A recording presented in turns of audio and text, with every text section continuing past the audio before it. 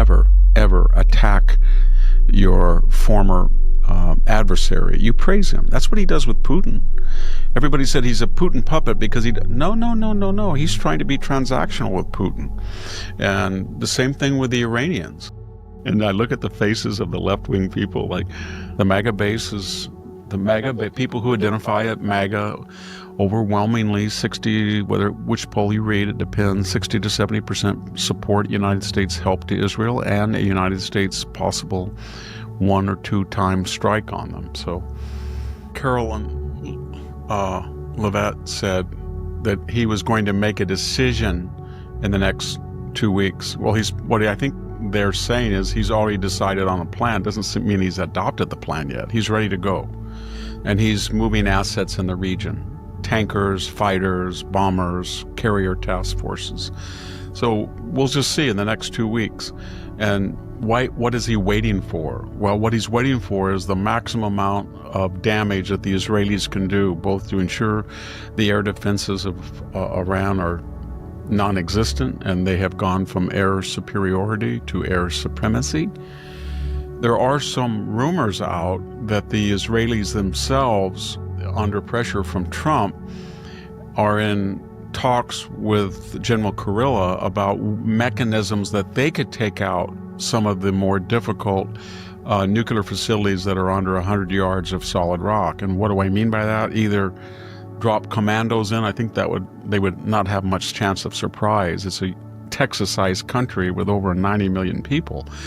Or they have in Afghanistan, the United States dropped a mother of all bombs. It wasn't a bunker buster, but it was very heavy, from a C-130. They can carry 40,000 pounds. So maybe the Israelis are thinking, if we have air supremacy, a slow-moving 250-mile-an-hour C-130 flying at 30,000 feet at night or something might make it through, and they could drop one. Maybe they could at least drop one and have 2 or 3 of them in succession.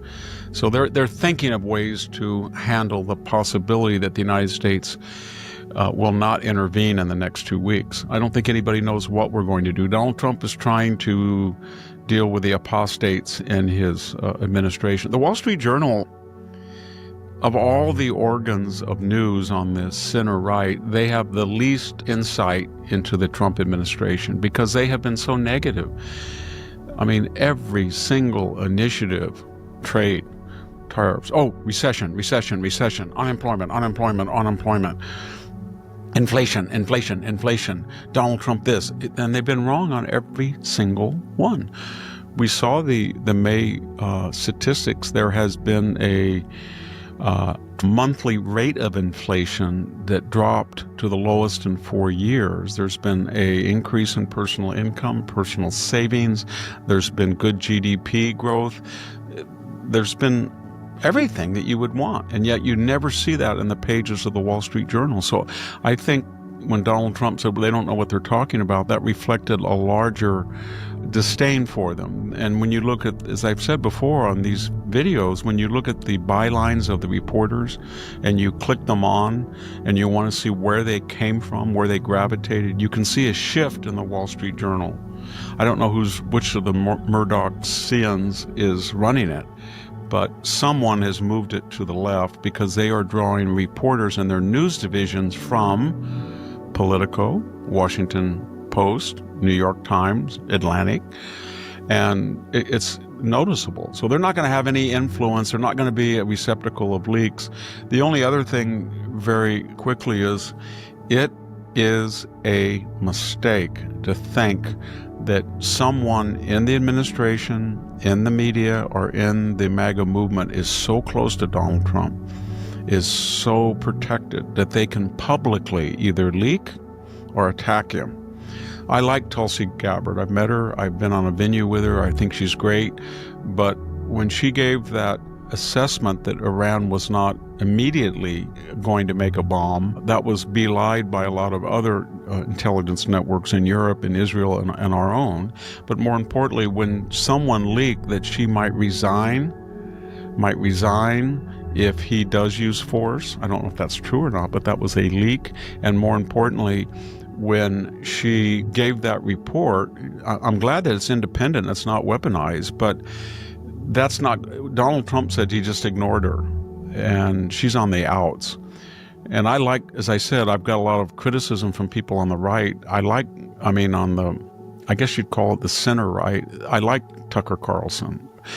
I was on his show mostly Monday nights right after prime time on the A Block, but when he says that Donald Trump is going to lose his administration by belying MAGA, and you factor in the fact that they leaked those Dominion lawsuit comments he made that he couldn't stand Donald Trump. I think he said that 2 days before January 6th.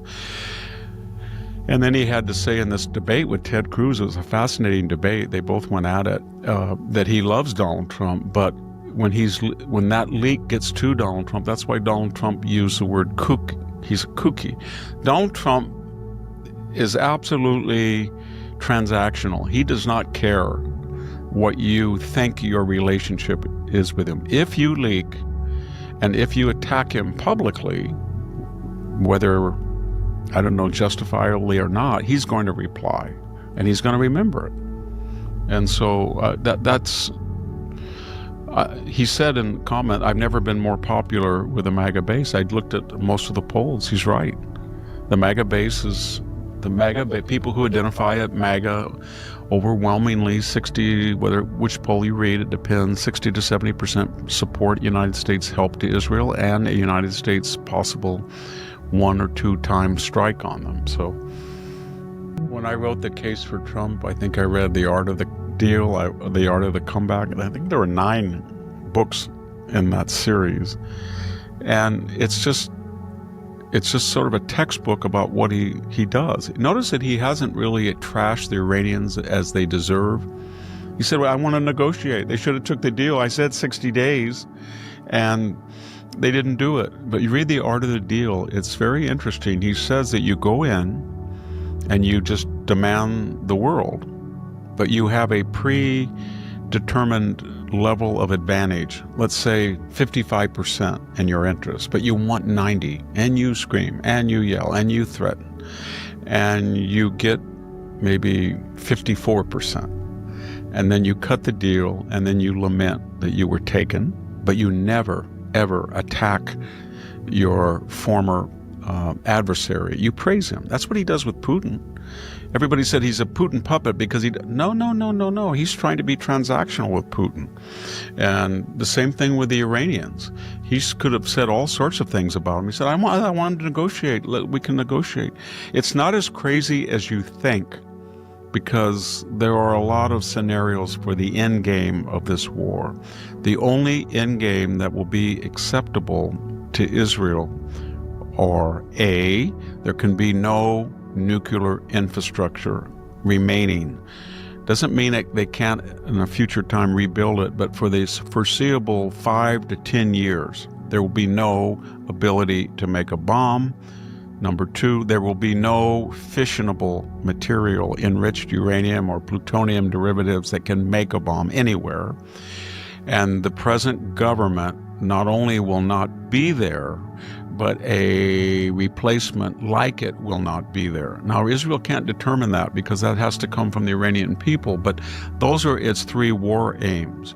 Our war aims, as I understand the Trump administration, strategically were parallel to them. We want an end to all of the nuclear material and all of the nuclear facilities, but we don't want to ourselves, if we can help it, go in and take them out.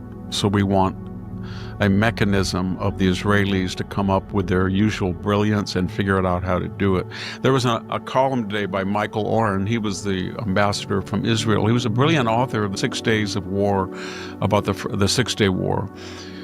He had the same literary agent as I did. And he said, looking for a bomb or anybody. I mean, just give us, can we lease? Can we buy an old B-52? And that got people really enraged. Why would we give you a strategic bomber? But one thing I don't understand about the Israelis, and they spend, I don't know what they are, $60 to $70 million for a F-35, and maybe, I don't know, for a souped up F-16 or F-15. 30, 40 million? Can't they get some type of either a C-130 or C-17, some type of civilian plane like a old 747 and refit it as a bomber? Because they need one or two of them, because this is going to come up again. And if they had that, they would be successful. Under his direction, he assumes there's going to be a war.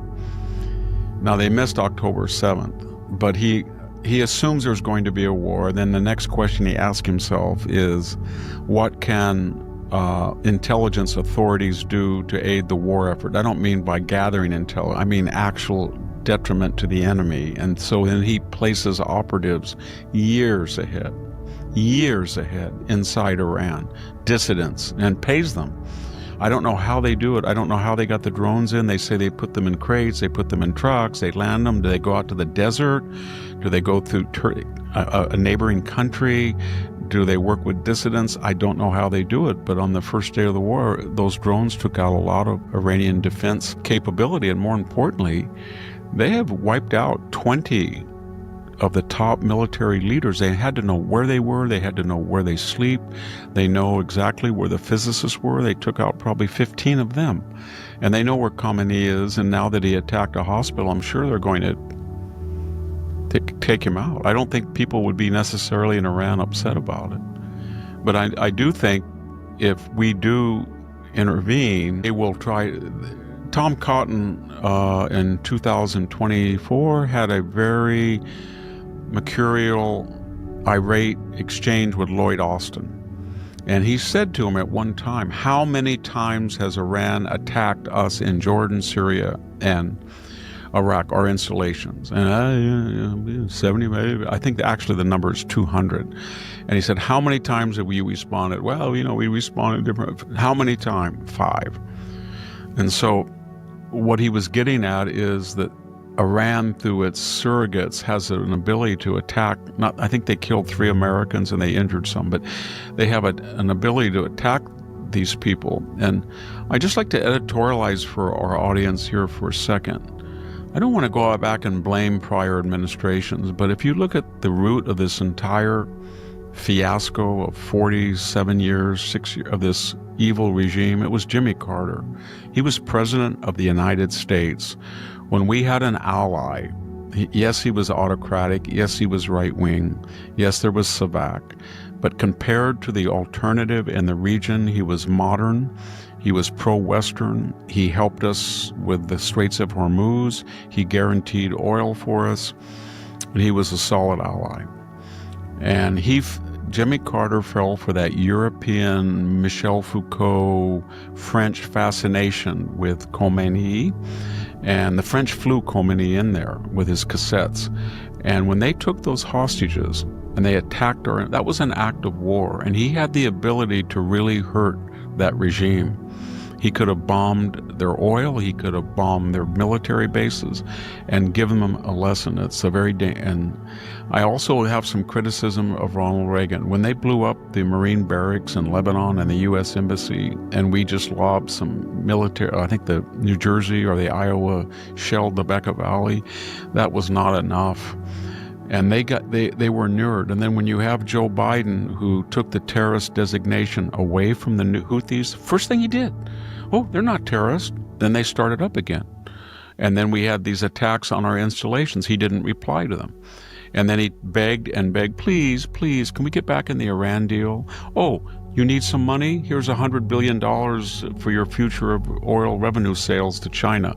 Oh, Hezbollah, well, we'll negotiate with them. Maybe we'll take Hezbollah's side on who really owns offshore gas with the Israelis when their fight.